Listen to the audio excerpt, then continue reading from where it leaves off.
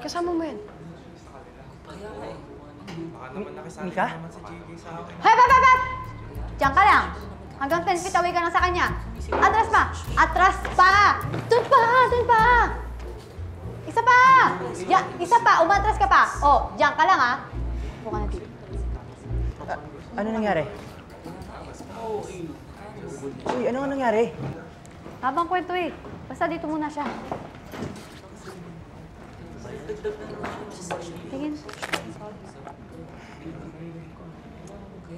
Aray! Ay! Jay, dahan-dahan naman ang sasaktan si Mika, Gay, lakas mo pa! Hindi ako nabibingi. Dahan-dahan ka lang. Tanga, diyan ka lang. Jay, ako na. Ang dami mo nang itulong sa akin eh. Sure ka, ha? Thank you. O sige, kukuha ko para sa kabilang tugat. I don't know. Di ba magagalit si Kiefer kapag nalaman niya nandito yan? Siyaan mo siya.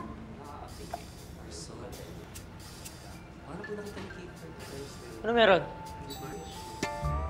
Siyaan mo kami ang sila naman. What is she doing here? Kailangan ko siya ilayo sa Section D. Kaya dito mo dinala? Ganun na nga. Kiefer, dito muna siya. Sige na, please, please. Paano kung tayo yung pag-initan Eh, si harapin ko si... No! She can't stay here. Okay ka lang?